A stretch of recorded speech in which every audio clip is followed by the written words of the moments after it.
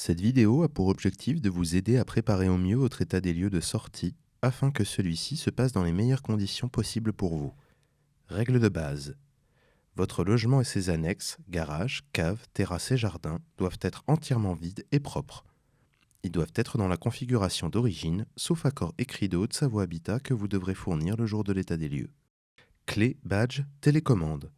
Pensez à restituer tous les moyens d'accès, clés, badges, télécommande, en les regroupant et les identifiant afin de gagner du temps le jour de l'état des lieux définitif. Électricité. Vérifiez que les prises de courant et les interrupteurs sont en bon état. Assurez-vous que votre logement et ses annexes sont dépourvus de branchements électriques rajoutés et de tout matériau non conforme, sauf accord écrit de Haute-Savoie Habitat que vous devrez fournir le jour de l'état des lieux.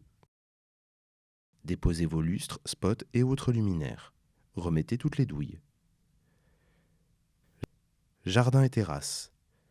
Débarrassez votre espace privatif extérieur de tout objet et détritus. Le cas échéant, prenez soin de tondre votre pelouse et de tailler votre haie avant votre départ. Menuiserie. Les poignées de porte doivent être fonctionnelles et bien fixées. Remplacez celles qui sont dégradées. Il en va de même pour les manivelles de volets roulants et les portes de placard coulissantes.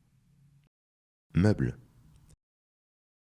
Tous les meubles de votre logement et de vos annexes doivent être évacués, y compris ceux fixés au mur. Le cas échéant, remettez en place les meubles fournis par votre bailleur, sauf accord écrit et signé entre le futur locataire, Haute-Savoie Habitat et vous-même, à présenter le jour de l'état des lieux.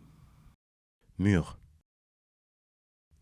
D'une manière générale, aucun mur ne doit présenter de dégâts, y compris sur papier peint et peinture. Tous les trous percés doivent être soigneusement rebouchés.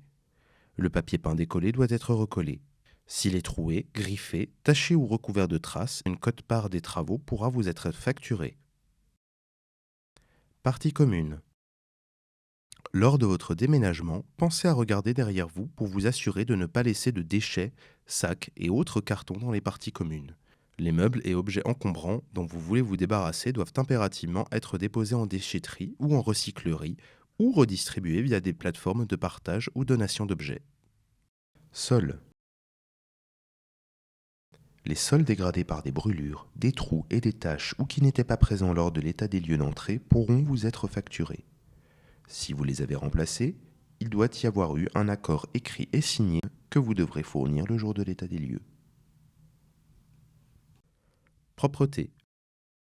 La propreté du logement lors de l'état des lieux de sortie est primordiale. Votre logement et ses annexes doivent être propres et en bon état, y compris les sanitaires.